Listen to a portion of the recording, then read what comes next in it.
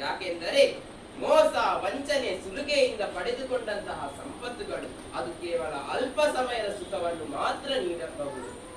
ಅಂತೆಯೇ ಒಬ್ಬ ಸಾರ್ಥಕತೆಯ ಜೀವನವನ್ನು ನಡೆಸಬೇಕಾದರೆ ನಾವು ಧರ್ಮದ ಹಾದಿಯಲ್ಲಿಯೇ ನಡೆಯಬೇಕು.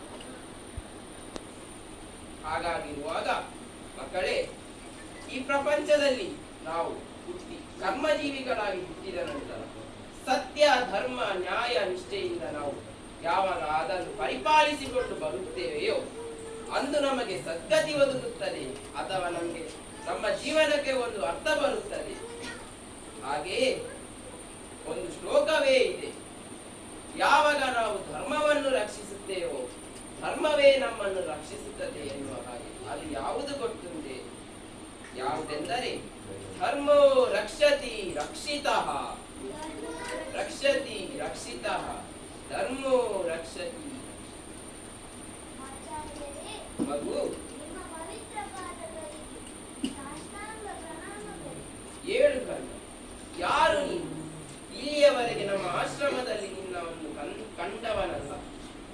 ಈ ಕಾಲಕ್ಕೆ ಇಲ್ಲಿಗೆ ಬರಬೇಕಾದರೆ ಕಾರಣವೇನು?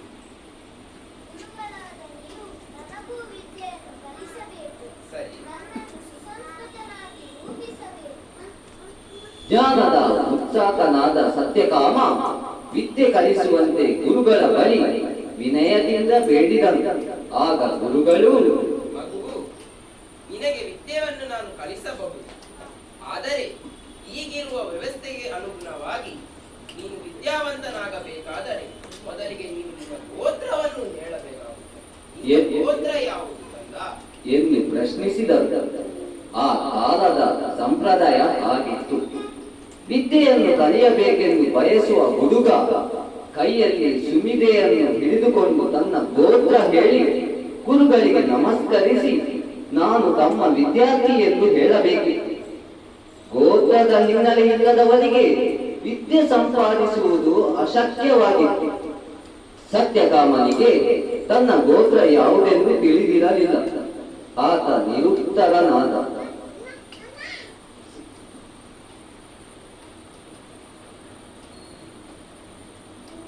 ಬೇಸರದಿಂದ ಮನೆಗೆ ಬಂದ. ತಾಯಿ ಮುಗ್ಧರಾಗಿ ಪ್ರಶ್ನಿಸಿದ, ನಾವು ನಮ್ಮ ದೈನಂದಿನ ಚಟುವಟಿಕೆಯಲ್ಲಿ ತೊಡಗಿಸಿಕೊಂಡು ಪ್ರಶ್ನಿಸಿದ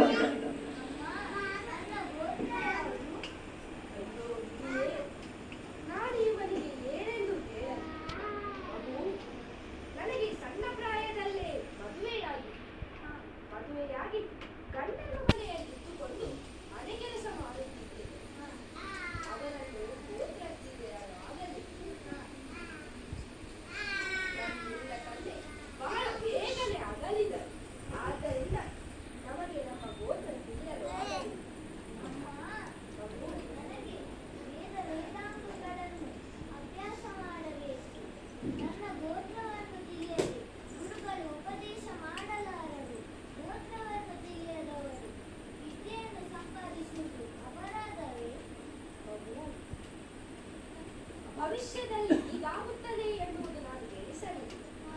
ಸುಳ್ಳು ಹೇಳುವುದು ಮಹಾಪಾಪ. ಆದ್ದರಿಂದ ನಿನ್ನ ಪೂರ್ಣ ಹೆಸರು ಸತ್ಯಕಾಮ ಜಾಬಾಲೆ ಎಂದಷ್ಟೇ ಹೇಳಿ.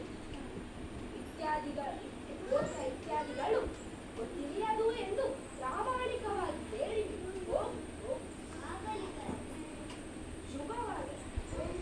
ಸತ್ಯಕಾಮನು ತಾಯಿಯಿಂದ ಆಶೀರ್ವಾದ ಪಡೆದು ನೇರವಾಗಿ ಗುರುಗಳ ಬಳಿಗೆ ಹೊರಡುತ್ತಾನೆ.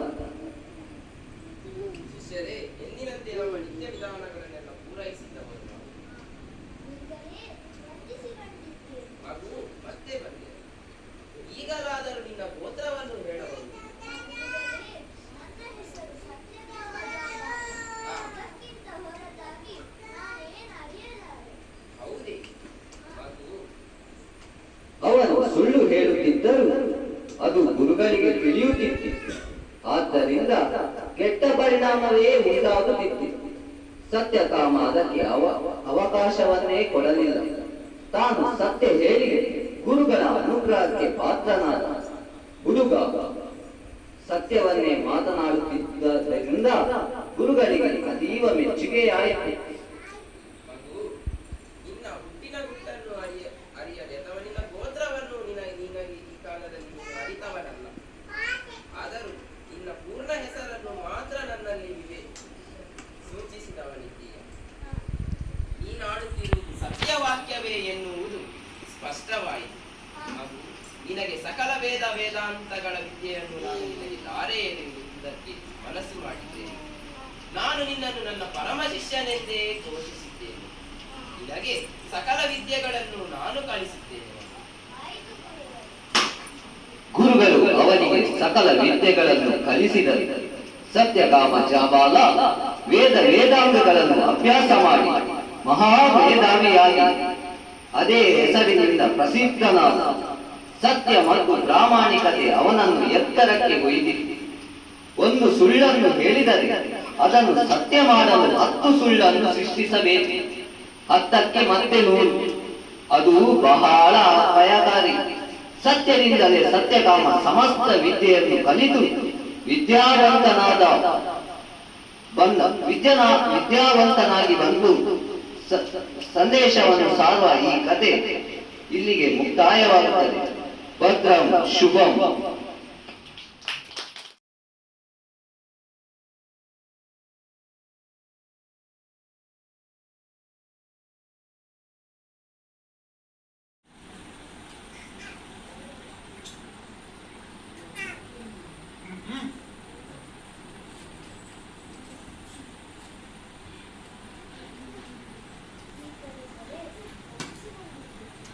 ಹಾಗಾಗಿ ನಾನು ಕೂಡ ಯಜ್ಞವನ್ನು ಭಾಗವಹಿಸಲಿದೆ. ವಯಸ್ಸು ಇಲ್ಲ. ನನ್ನನ್ನು ತಿನ್ನಲು ಕಷ್ಟಪಡುವ ಹಸುವನ್ನು ದಾನ ನೀಡಿದರೆ ದಾನ ಪಡೆದುಕೊಂಡವನಿಗೆ ಯಾರು ತೂಗಾಡುವುದು. ದಾನ ಸ್ವೀಕರಿಸಿದವನಿಗೆ ತೃಪ್ತಿಯಾದರೆ ಮಾತ್ರ ಫಲಪ್ರಾಪ್ತಿಯಾಗುತ್ತದೆ. ಇಲ್ಲದಿದ್ದರೆಲ್ಲವೂ ಇಷ್ಟ. ಇದು ವಿಶ್ವಜಿತ್ ಯಾಗ ಮಗು.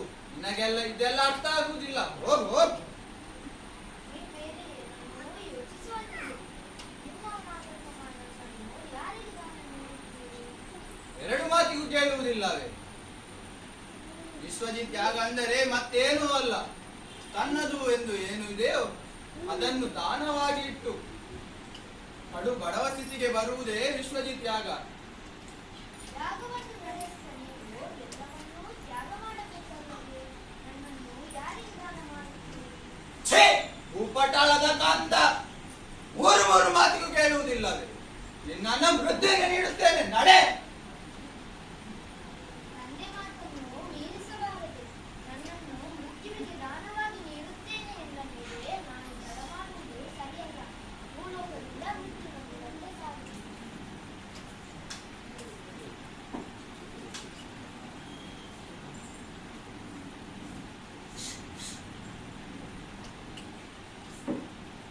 ನೀವು ಯಾರು? ನಾನು ನಚಿಕೇತ. ನೀವು ಯಾರು? ನಾನು ಚಿತ್ರಗುಪ್ತ. ನನಗೆ ಯಮಧರ್ಮರಾಯರಲ್ಲಿ ಮಾತನಾಡುವುದಕ್ಕೆ ಮೊದಲು ನನ್ನ ಹತ್ತಿರ ಮಾತಾಡಿ. ಇಲ್ಲಿ ಯಾರು ಹಾಗೆ ಬರುವುದಕ್ಕಿಲ್ಲ. ಈ ಬರಬೇಕು ಹೋಗ್ಬೇಕು ಎಂದು ನಿರ್ಧರಿಸುವವರು ಯಮಧರ್ಮರಾಯರು. ಅದು ಯಮಧರ್ಮರಾಯ. ನೀನು ನನಗೆ ಹೇಳುವನಷ್ಟು ದೊಡ್ಡ ಜನವಾ? ನನಗೆ ಯಮಧರ್ಮರಾಯರ ಬಳಿ ಭೇಟಿಯಾಗುವುದಕ್ಕಿದೆ. ಅವರು ಕಾರ್ಯನಿಮಿತ್ತ ವ್ಯಾಪ್ತಿ ಪ್ರದೇಶದಿಂದ ಹೊರಗಿದ್ದಾರೆ. ಸ್ವಲ್ಪ ಸಮಯದ ನಂತರ ಪ್ರಯತ್ನಿಸಿ.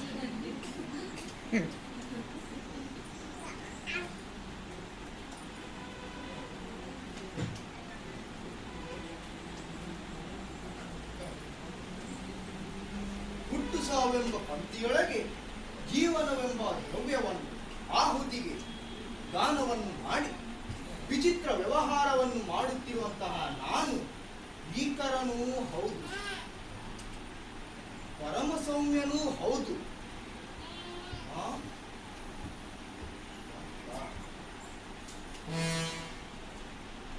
ನಿನ್ನ ಬರೋಣವನ್ನು ಬ್ರಹ್ಮಜ್ಞಾನದ ಮೂಲಕವೇ ತಿಳಿದಿದ್ದೇನೆ. 3 ದಿನಗಳವರೆಗೆ ನನ್ನ ಬರೋಣವನ್ನೇ ಕಾಯುತ್ತಿದ್ದವನು. ನಿನ್ನ ನಿಷ್ಠೆಗೆ ಮೆಚ್ಚಿ ನಾನು ನಿನಗೆ 3 ವರಗಳನ್ನು ಕೊಡುತ್ತೇನೆ. ಏನು ಬೇಕು ಹೇಳು. ಸರಿ ಧರ್ಮರಾಜ, ನನ್ನ ಮೊದಲನೇ ವರ ಇದು. ನನ್ನ ತಂದೆಯವರನ್ನು ಮನಸ್ಸಿನ ಸ್ಥಿಮಿತ ಕಳೆದುಕೊಳ್ಳದಿರಲು ಅವರ ಕೋಪ ಸ್ವಭಾವ ಹೋಗಲಿ ಎಂದು ಕೇಳುತ್ತೇನೆ. ಸರಿ, ನಿನ್ನ ಇಚ್ಛೆಯಂತೆ ಆಗಲಿ. ಅವರ ಕೋಪ ಸ್ವಭಾವವನ್ನು ಅಳೆದು ಅವರು ನಿನ್ನನ್ನು ಪ್ರೀತಿಯಿಂದ ಸ್ವಾಗತಿಸುವಂತೆ ನಾನು ಮಾಡುತ್ತೇನೆ. ನಿಶ್ಚಿಂತನಾಗು. ಏನು ದೇವ, ಯಾಗಗಳಿಂದ ಸ್ವರ್ಗ ಸಿಗುತ್ತದೆ ಎಂಬ ನಂಬಿಕೆ ಇದೆಯಲ್ಲವೇ? ಅದು ಹೇಗೆ ಸಾಧ್ಯ?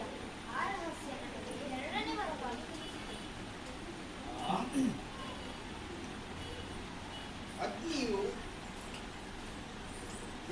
ಎಲ್ಲಕ್ಕಿಂತ ಮುಖ್ಯ ಅಗ್ನಿದೇವ. ಈ ಯಾಗವನ್ನು ಮಾಡಬೇಕಾದರೆ ಅಗ್ನಿದೇವನ ಅವಶ್ಯಕತೆ ಇದೆ. ಅಗ್ನಿ, ವಾಯು, ಆದಿತ್ಯ ಈ ಮೂರು ಸೇರಿದರೆ ಯಾಗವು ನಡೆಯುತ್ತದೆ. ಇನ್ನು 3ನೇ ವರ ಕೇಳಿ. 3ನೇ ವರ ನನಗೆ ಸಾವಿನಾಚೆ ಏನಿದೆ ಆ ಪರಮಾತ್ಮ ವಿದ್ಯೆಯನ್ನು ನನಗೆ ತಿಳಿಸಿಕೊಡು. ಏನು ಕೇಳುತ್ತೀಯ? ಆ ಪರಮಾತ್ಮ ವಿದ್ಯೆಯನ್ನು ದೇವತೆಗಳಿಗೂ ಕಲಿಯಲು ಅಸಾಧ್ಯ. ನೀನು ಹೇಗೆ ಕಲಿಯು? ಅದು ನನಗೆ ನೀಡಲು ಅಸಾಧ್ಯ. ಬೇರೆ ಏನಾದರೂ ಕೇಳು. ಯಾವುದೂ ಬೇಡ. ನೀವು ಹೇಳಿದ ಎಲ್ಲಾ ಸುಖಗಳಿಗೂ ನಾಶೆ ಮೂಡಿದೆ, ಆದರೆ ವಿದ್ಯೆ ಶಾಶ್ವತವಾಗಿದೆ. ಅದನ್ನು ನಾನು ಅಪೇಕ್ಷಿಸುತ್ತೇನೆ. ಬೇರೆ ಯಾವುದೇ ಸುಖಗಳನ್ನು ನೀಡಲೇ ಬೇಡ. ವಾಹ್, ಮೆಚ್ಚಿದೆ. ನಿನ್ನ ನಿಷ್ಠಾ ಶ್ರದ್ಧೆಗೆ ನಾನು ಮೆಚ್ಚಿದೆ. ಇದು ನಿನಗೆ ವರವನ್ನು ನೀಡುತ್ತೇನೆ. ಸುಖವಾಗಿ ಬಾಳು. ಹೋಗು.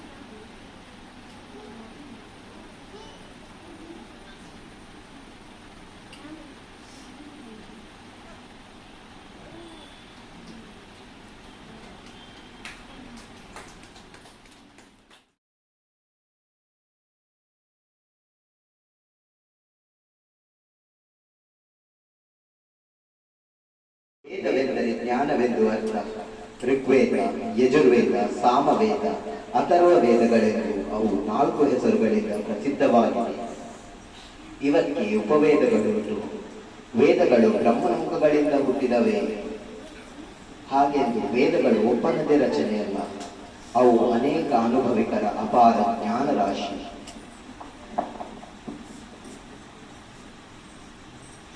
ವೇದ ಎಂಬ ಹೆಸರಿನ ಬಾಲಕನೊಬ್ಬನಿದ್ದ. ಬಹುಶಃ ವೇದಾಧ್ಯಯನ ನಿರಂತರವಾಗಿರುವುದರಿಂದ ಆತನಿಗೆ ಆ ಹೆಸರು ಅನ್ವರ್ಥಕವಾಗಿ ಬಂದಿರಬೇಕು. ವೇದ ಅಯೋಧ ದೌಮ್ಯರೆಂಬ ಮಹರ್ಷಿಗಳ ಶಿಷ್ಯನಾಗಿದ್ದ. ವಿದ್ಯೆ ಸಂಪಾದಿಸಬೇಕಾದರೆ ಗುರು ಸೇವೆ ಮಾಡಲೇಬೇಕಿದ್ದ ಕಾಲವದು. ವೇದ ಗುರುಗಳ ಬಳಿಯಲ್ಲೇ ಇದ್ದು ಅವರ ಶುಶ್ರೂಷೆಯನ್ನು ಮಾಡುತ್ತಾ ಸತತ ಅಭ್ಯಾಸದಿಂದ ಸಕಲ ವಿದ್ಯಾ ಪಾರಂಗತನಾಗಿದ್ದ. ಒಂದು ದಿವಸ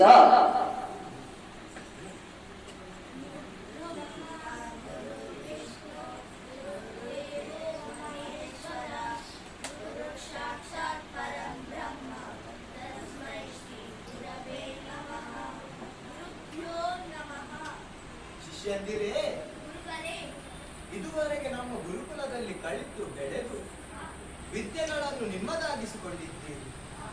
ಮುಂದೆ ಇಲ್ಲಿ ಕಲಿಯುವುದಕ್ಕೆ ಏನೂ ಉಳಿದಿಲ್ಲ. ಆದರೆ ವಿದ್ಯೆಗೆ ಅಂತ್ಯ ಎಂಬುದು, ವಿದ್ಯೆ ಸಾಗರದ ಗಾತ್ರವನ್ನು ಮಕ್ಕಳೇ, ಇನ್ನು ಮುಂದಕ್ಕೆ ನೀವು ನಿಮ್ಮ ನಿಮ್ಮ ಕೆಲಸಗಳನ್ನು ಮಾಡುತ್ತಾ ಮುಂದುವರಿಯಬಹುದು. ಶಿಷ್ಯಂದಿರೇ,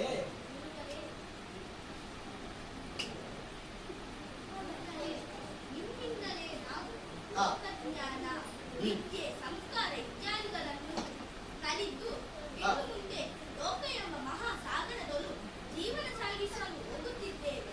ನಿಮ್ಮ ಆಶೀರ್ವಾದ ನಮ್ಮೊಂದಿಗೆ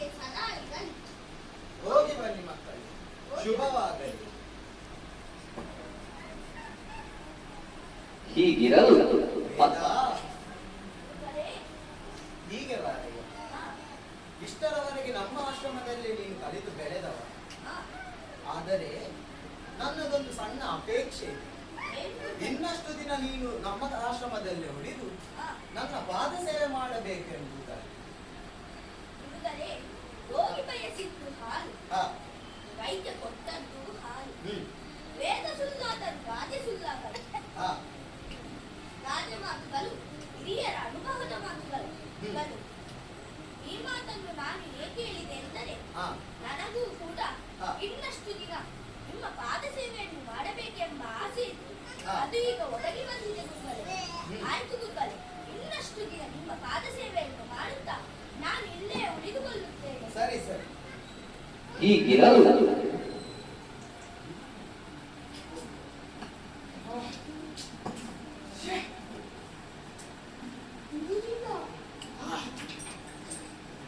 ಅಲ್ಲ ಮಾರೆ, ಈ ಗುರುಗಳಿಗೆ ಒಂದು ಭಾಷೆ ಇಲ್ವಾ? ಅಲ್ಲ, ನಾನು ಇಷ್ಟು ವರ್ಷ ಇಲ್ಲಿ ಕಲ್ತಿದ್ದೇನೆ. ಅದು ಬಿಟ್ಟು ಅವ ನಿನ್ನೆ ಮೊನ್ನೆ ಬಂದವ ವೇದ ಅವನನ್ನು ಹಟ್ಟಕ್ಕೇರಿಸುತ್ತಿದ್ದಾರೆ. ಏನಿದು? ನನಗೆ ಹಾಗಾದ್ರೆ ಮರ್ಯಾದೆಯೇ ಇಲ್ಲ. ನಾನು ಇಲ್ಲಿ ವಿದ್ಯೆ ಕಲಿಯಿಲ್ವಾ? ನಾನು ಇಲ್ಲಿ ಕೆಲಸ ಮಾಡುವುದಿಲ್ವಾ? ನಾನು ಅವರ ಬಳಿ ಹೋಗಿ ಕೇಳಿದ್ರೆ ನಾನು ಕೇವಲ ತಿನ್ನುವುದಂತೆ. ಎಂತ ತಿನ್ನುವುದು? ನಾನೀಗ ಉಪವಾಸದಲ್ಲಿದ್ದೇನೆ. ಉಪವಾಸವೆಂದರೆ ಬೆಳಗ್ಗೆ ಏನು ತಿನ್ನುವುದಿಲ್ಲಪ್ಪ, ಸ್ವಲ್ಪ ಅಷ್ಟೇ, ಒಂದು 12 ಬಾಳೆಹಣ್ಣು ಅಷ್ಟೇ ಅಷ್ಟೇ, ಜಾಸ್ತಿ ಇಲ್ಲ. ಜಾಸ್ತಿ ಆದರೆ ಅಮೃತ ವಿಷವಂತೆ. ಮತ್ತೆ ಮಧ್ಯಾಹ್ನಕ್ಕೆ ಒಂದು 15 ಮುಷ್ಟಿ ಅವಲಕ್ಕಿ ಅಷ್ಟೇ, ಜಾಸ್ತಿ ಇಲ್ಲ ಜಾಸ್ತಿ ಇಲ್ಲ. ಮತ್ತೆ ಒಂದು ಸಂಜೆ ಆಗುವಾಗ ಬಾಳೆ ಆಗ್ತದೆ, ಅದಕ್ಕೆ ಒಂದು 15 ಎಳನೀರು ಅಷ್ಟೇ, ಜಾಸ್ತಿ ಇಲ್ಲ ಜಾಸ್ತಿ ಇಲ್ಲ. ಮತ್ತೆ ರಾತ್ರಿ ಆಗುವಾಗ ಖಾಲಿ ಹೊಟ್ಟೆಯಲ್ಲಿ ಮಲಗಬಾರ್ದಂತಲ್ಲ, ಅದಕ್ಕೋಸ್ಕರ ಒಂದು 12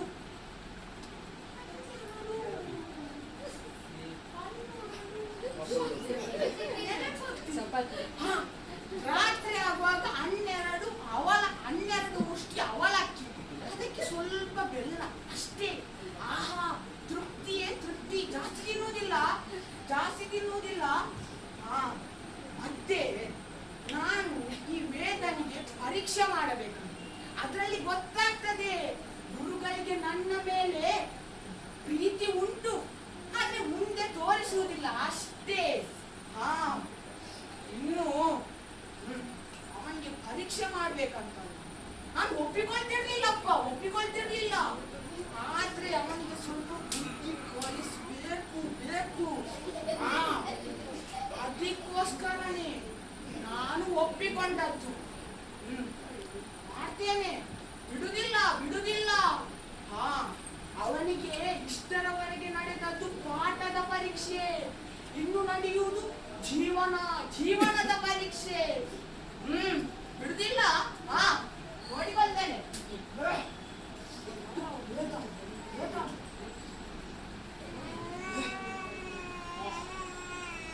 ಇವನ ವೇದ ನನ್ನ ಮುಂದೆ ಮಗು. ವೇದ ಗುರನಿಲ್ಲ ಅಲ್ಲಿ ನಿಲ್ಲೋ. ಮತ್ತೆ ವಿದ್ಯಾಮಠದಲ್ಲಿ ಬಾರಿ ಕಲಿಕೆಯಂತೆ. ಏನ ನಿನ್ನದು? ನನಗಿಂತ ದೊಡ್ಡ ಬೆಳೆಯುವುದ ನೀನು? ಗೊತ್ತಾಯ್ತಲ್ಲ, ನಿಲ್ಲು. ಬಾರಿ ಕಲಿತಲ್ಲ. ಪ್ರಶ್ನೆ ಕೇಳ್ತೇನೆ, ಪ್ರಶ್ನೆ. ನೋಡು, 2 ಕೂಡಿಸಿ 2 ಎಷ್ಟ?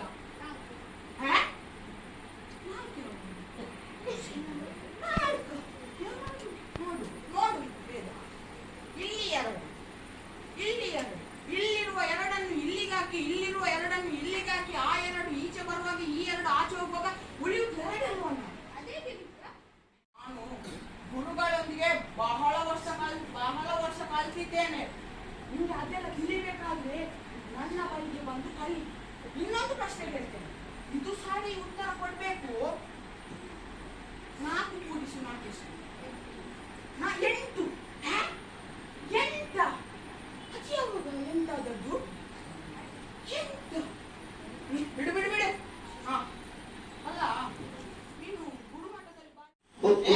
ನಡೆದನು. ಈಚೆ ಬಾ, ಮುಂದೆ ಬಾ, ಹೋಗು. ಹಾ. ಗುರು ಬಂಧುಗಳು ಆತನಿಗೆ ಗೊರಬು ಕೂಡ ನೀರಲಿಲ್ಲ. ವೇದ ಧಾರಾಕಾರ ಮಳೆಯಲ್ಲಿ ನೆನೆಯುತ್ತಲೇ ಇದ್ದನು. ಆದರೆ ಅವನಿಗೆ ಮಳೆಯ ಗೊಡವೇ ಇಲ್ಲ. ಮನಸ್ಸಿನಲ್ಲಿ ಗುರು ಸೇವೆಯೇ ನೆನೆಯಿತು.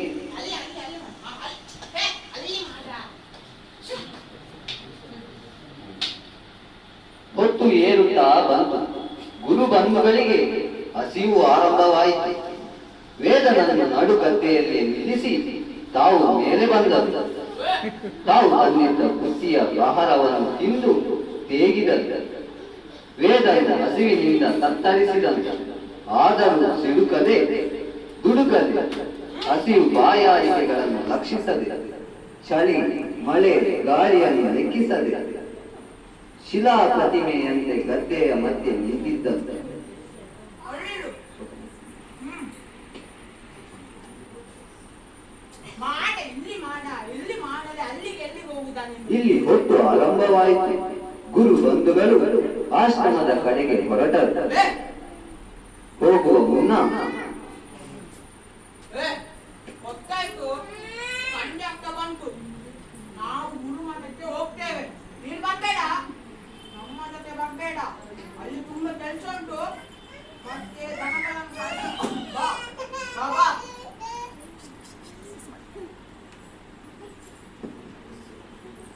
ಎಂದು ಅಪ್ಪಣೆ ಮಾಡಿ ಹೊರಟು ಹೋದರು.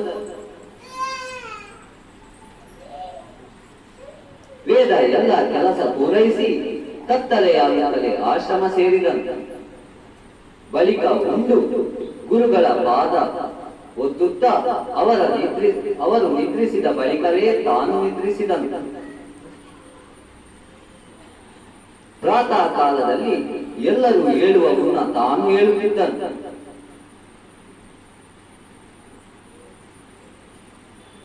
ಗದ್ದೆ ಉಳುವುದು, ದನ ಮೇಯಿಸುವುದು, ಗೊಬ್ಬರ ಹೊರುವುದು, ಕಟ್ಟಿಗೆ ತರುವುದು, ವಸ್ತ್ರ ತೊಳೆಯುವುದು, ತರಕಾರಿ ಹಚ್ಚುವುದು ಇತ್ಯಾದಿ ಕೆಲಸಗಳನ್ನು ಮಾಡುತ್ತಾ ಯಾವತ್ತೂ ತಾನು ದೊಡ್ಡ ವಿದ್ಯಾವಂತನೆಂಬ ಅಹಂಕಾರವನ್ನು ತಾಳದೆ ಸ್ಥಿರಪ್ರಜ್ಞನಾಗಿದ್ದಂತ.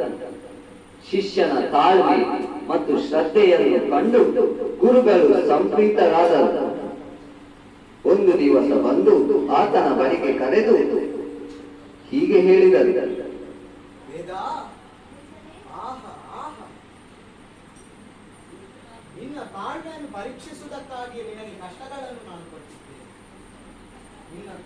ನಿನ್ನಲ್ಲಿರುವ ನಿರಹಂಕಾರ ಮತ್ತು ಎಲ್ಲ ಗುಣಗಳನ್ನು ನಾನು ಮೆಚ್ಚಿದ್ದೇನೆ. ವೇದ, ಇನ್ನು ಮುಂದಕ್ಕೆ ನೀನು ನಿನ್ನ ಇಚ್ಛೆ ಪಟ್ಟ ಕೆಲಸವನ್ನು ಮಾಡಬಹುದು. ಹೋಗಯ್ಯ, ಹೋಗು ಎಂದು ಹರಸಿ ಬೀಳ್ಕೊಟ್ಟರು. ವೇದ ಗುರುದಕ್ಷಿಣೆ ಸಲ್ಲಿಸಿ ತನ್ನ ಮನೆಗೆ ಹೋದಂತ. ಪಾಠದಲ್ಲಿ ಕಲಿತದ್ದನ್ನು ಪ್ರಾಯೋಗಿಕವಾಗಿ ಅನುಭವಿಸಲಾಗದೆ ಕಷ್ಟಪಡುತ್ತಿರುವ ಎಷ್ಟೋ ಮಂದಿಯನ್ನು ನಾವು ನೋಡಿಲ್ಲ. ಪುಸ್ತಕದ ವಿದ್ಯೆಯಷ್ಟೇ ಜೀವನ ವಿದ್ಯೆಯೂ ಮುಖ್ಯ ಎಂಬುದಕ್ಕೆ ವೇದ ಉತ್ತಮ ಆದರ್ಶನಾಗಿದ್ದಾನೆ.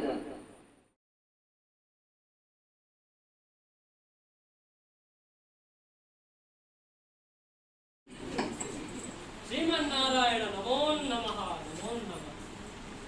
ಈ ಗುರುಮಠದಲ್ಲಿ ಸಾವಿರಾರು ವಿದ್ಯಾರ್ಥಿಗಳಿಗೆ ವಿದ್ಯೆಯನ್ನು ಕೊಡುತ್ತಾ ಇಷ್ಟು ವರ್ಷಗಳ ಜೀವನವನ್ನು ಕಳೆದಿದ್ದೇನೆ. ಗುರುಗಳಾದವನ ಕರ್ತವ್ಯ ವಿದ್ಯಾರ್ಥಿಗಳಿಗೆ ಕೇವಲ ವಿದ್ಯೆಯನ್ನು ಕೊಡುವುದಲ್ಲ, ಅದನ್ನು ಹೇಗೆ ಜೀವನದಲ್ಲಿ ಅಳವಡಿಸಿಕೊಳ್ಳಬೇಕು ಎನ್ನುವುದನ್ನು ಗುರುಗಳಿಗೆ ಮಾತ್ರ ತಿಳಿಸುವುದು ಗುರುಗಳಿಗೆ ಮಾತ್ರ ಗೊತ್ತಿರುತ್ತದೆ. ಹಾಗೆಯೇ ನನ್ನ ಜೀವನವನ್ನು ನಡೆಸಿಕೊಂಡು ಬಂದಿದ್ದೇನೆ.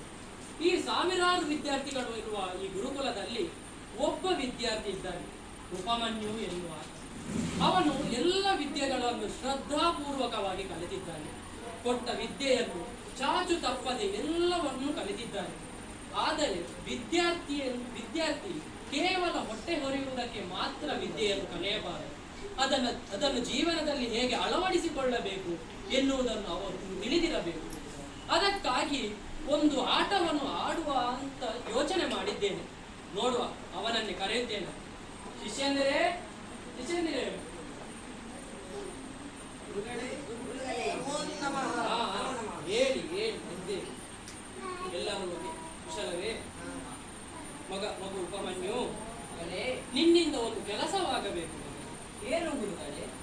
ಹಲವಾರು ವರ್ಷಗಳಿಂದ ಇಲ್ಲಿ ಗೋವುಗಳನ್ನು ಮೇಯಿಸುತ್ತಾ ಇದ್ದವನು. ಇಂದಿನ ಕಾಲದಲ್ಲಿ ನನಗೆ ಅದು ಆಗುತ್ತಿಲ್ಲ. ಈಗ ನನ್ನ ಕೆಲಸವನ್ನು ನೀನು ಮಾಡಬಲ್ಲೆಯಾ? ಯಾಕೆಂದರೆ ಇರುವ ವಿದ್ಯಾರ್ಥಿಗಳಲ್ಲಿ ಶ್ರದ್ಧೆಯಿಂದ ಓದುವ ವಿದ್ಯಾರ್ಥಿ ನೀನೇ ಮಾಡು. ಮತ್ತೆ ನಾವು ನೀನು ಸಹ ನಾನು ಈಗ ಸನ್ಮಾನ ಮಾಡಿದ ಹೌದೇ? 55 ಮಾಡಿದ್ದಾರೆ. ನನಗೆಲ್ಲೂ ಆಗಲಿಲ್ಲ. ನಮ್ಗೆ ಕೂಡ ಆಗಿದೆ ಗುರುಗಳೇ. ಈಗ ಆದದಲ್ಲ.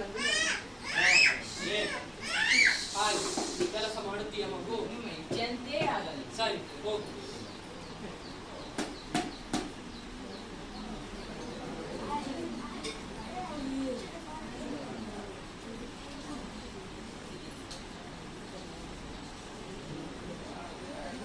ಪ್ರತಿದಿನವೂ ಉಪಮನ್ಯು ಹಸುಗಳನ್ನು ಹೊಡೆದುಕೊಂಡು ಹುಲ್ಲುಗಾವಲಿಗಾಗಿ ಹೋಗುತ್ತಾನೆ.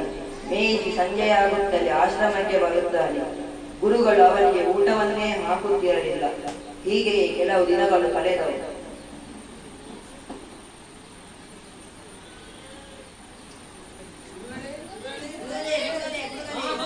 ಸಮಾಧಾನ ಸಮಾಧಾನ. ಏನಾಯ್ತು? ಅವಲ್ಲಿ ಕೋಣ ಮೇಯಿಸುತ್ತಿದ್ದಾನೆ. ಕೋಣವೇ? ಯಾರು ಕೋಣ ಮೇಯಿಸುದು? ಕುರಿ ಕುರಿ ಕುರಿ ಮೇಯಿಸುವುದು. ಯಾರು? ಅವ ಉಪಮನ್ಯು. ಅದಲ್ಲವೋ, ಕುರಿಯುವಲ್ಲ ಕೋಣವಲ್ಲ, ಅವ ದನವನ್ನು ಮೇಯಿಸುದು. ದೊಡ್ಡ ಕುರಿ ಇತ್ತು. ಹಾಗಲ್ಲ, ಅವ ದನವನ್ನು ಮೇಯಿಸುದು. ಆದರೆ ಏನೀಗ ಬಂದ ವಿಚಾರವೇನು? ಏನು ಬಂದಿದೆ?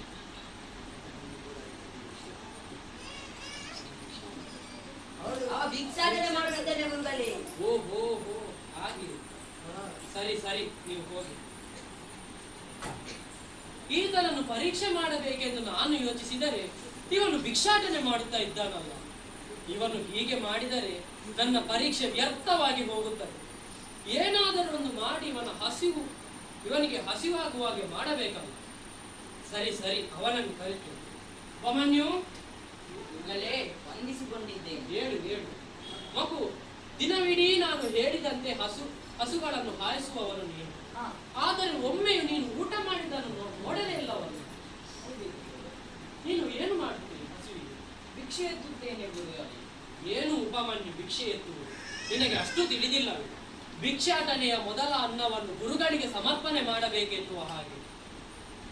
ಏನು ಮಾಡುತ್ತೀನಿ? ಸರಿ ಗುರುಗಳೇ, ಮೊದಲ ಭಿಕ್ಷಾನ್ನವನ್ನು ನಿಮಗೆ ಅರ್ಪಿಸುತ್ತೇನೆ. ಆ ನಂತರ ನೀನು? ಎರಡನೇ ಬಾರಿ ಭಿಕ್ಷೆ ಎತ್ತುತ್ತೇನೆ. ಉಪಮನ್ಯು, ಏನು ನೀನು ಆಡುವ ಮಾತು? ಎರಡನೇ ಭಿಕ್ಷಾನ್ನವನ್ನು ನೀನೇ ತೆಗೆದುಕೊಂಡರೆ ಮುಂದಿನ ವಿದ್ಯಾರ್ಥಿಗಳಿಗೆ ಏನು ದೊರೆಯುತ್ತದೆ? ಹಾಗಾಗಿ ನೀನು ಮೊದಲನೇ ಭಿಕ್ಷಾನ್ನವನ್ನು ನನಗೇ ಒಪ್ಪಿಸಬೇಕು. ಎರಡನೆಯದು ನೀನು ನಿಷೇಧಿಸಬೇಕು. ಸರಿ ಗುರುಗಳೇ, ತಾವು ನಿಶ್ಚಂತೆ ಆದ.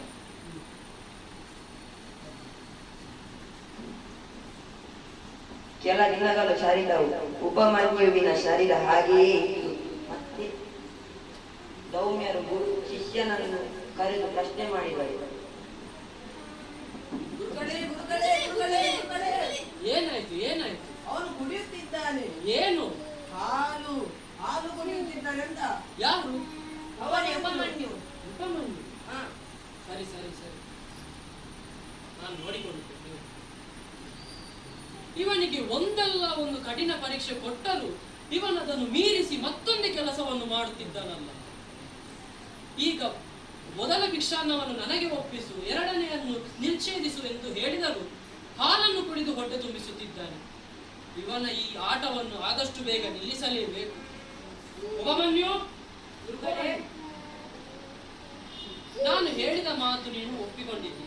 ಸರಿ. ಮೊದಲ ಭಿಕ್ಷಾನ್ನವನ್ನು ನನಗೆ ಒಪ್ಪಿಸುತ್ತಿದ್ದಿ, ಎರಡನೆಯದು ನಿಷೇಧಿಸಿದ್ದಿ.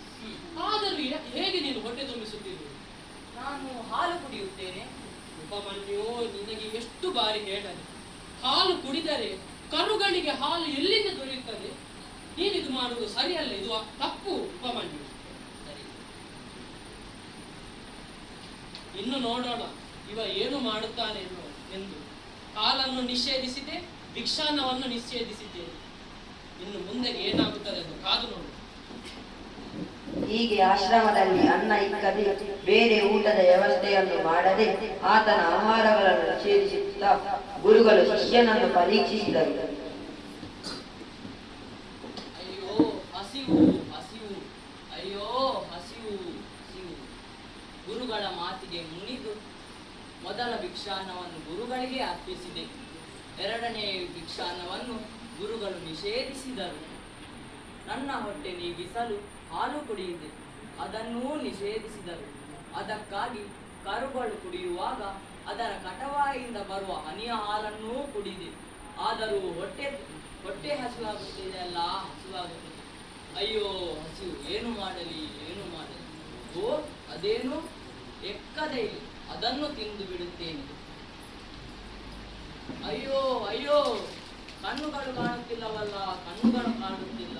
ಅಯ್ಯೋ ಗುರುಗಳೇ ಅಯ್ಯೋ. ಎಕ್ಕದ ಎಲೆಯ ಕೆಟ್ಟ ಪರಿಣಾಮದಿಂದಾಗಿ ಉಪಮನ್ಯು ಬಾವಿಗೆ ಬೀಳುತ್ತಾನೆ. ಏನಾಗಿದೆ? ರಾತ್ರಿಯ ಸಮಯವಾಯಿತು, ಇನ್ನೂ ಉಪಮನ್ಯು ಗುರುಮಠದಲ್ಲಿ ಕಾಣುತ್ತಿಲ್ಲವಲ್ಲ. ಶಿಷ್ಯಂದಿರೇ, ಉಪಮನ್ಯುವನ್ನು ನೋಡಿದ್ದೀರಾ? ಮತ್ತವ ಎಲ್ಲಿಗೆ ಹೋಗಿರಬಹುದು? ಕಾಡಿನತ್ತ ಹೋಗಿರಬಹುದು. ಆ ಕಡೆಗೆ ಹೋಗಿ ನೋಡೋಣ, ಬನ್ನಿ. ಉಪಮನ್ಯು ಎಲ್ಲಿ ಹೋದ ಈ ವರ್ಷ? ಉಪಮನ್ಯು, ನಾನಿಲ್ಲಿದ್ದೇನೆ ಗುರುಗಳೇ. ಕೇಳಿದ ಶಬ್ದ. ಬನ್ನಿ, ಆ ಕಡೆಗೆ ಹೋಗು.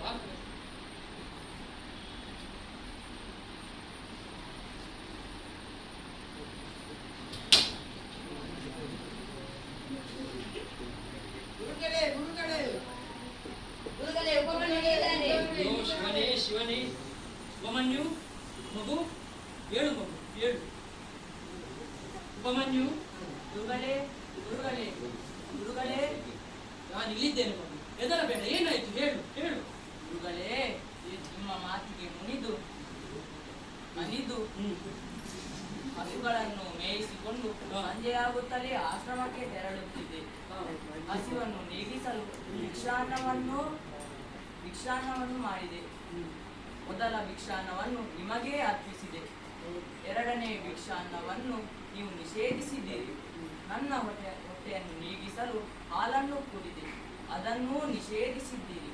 ಅದಕ್ಕಾಗಿ ಕರುಗಳು ಕುಡಿಯುವಾಗ ಅದರ ಕಟವಾಯಿಂದ ಬರುವ ಹನಿಯ ಹಾಲನ್ನೂ ಕುಡಿದೆ. ಆದರೂ ಕೊನೆಗೆ ಹಸಿವನ್ನು ತಡೆಯಲಾರದೆ ಕೊನೆಗೂ ಎಕ್ಕದ ಎಲೆಯನ್ನು ತಿಂದು ಈಗ ಈ ಕೆಟ್ಟ ಪರಿಣಾಮದಿಂದ ಕಣ್ಣುಗಳು ಕಾಣುವುದಿಲ್ಲ ಗುರುಗಳೇ, ಕಣ್ಣುಗಳು ಕಾಣುವುದಿಲ್ಲ. ನೀವು ಹೆದರಬೇಡಿ, ನಿನಗೆ ಕಣ್ಣು ಕಾಣಿಸುತ್ತದೆ. ಗುರುಗಳೇ, ನನಗೆ ಎಲ್ಲಾ ಕಾಣುತ್ತಿದೆಯವಲ್ಲ. ಏಳು. ವಿದ್ಯಾರ್ಥಿಯೋರ್ವ ಹೇಗಿರಬೇಕು ಎನ್ನುವುದಕ್ಕೆ ನೀನೊಬ್ಬನೇ ಸಾಕ್ಷಿ. ನಿನ್ನನ್ನು ಎಲ್ಲಾ ರೀತಿಯಲ್ಲಿ ಪರೀಕ್ಷಿಸಿದೆ. ಎಲ್ಲಾ ಪರೀಕ್ಷೆಯನ್ನು ಮೀರಿ ಬಿಟ್ಟೆ ಅಲ್ಲ. ನೀನೇ ಶ್ರೇಷ್ಠ ವಿದ್ಯಾರ್ಥಿ. ನಿನ್ನಂತೆಯೇ ಎಲ್ಲ ವಿದ್ಯಾರ್ಥಿಗಳು ಇರಬೇಕು. ಸರಿ, ನಿನಗೆ ಶುಭವಾಗಲಿ ಮಗು, ಒಳ್ಳೆಯದಾಗಲಿ.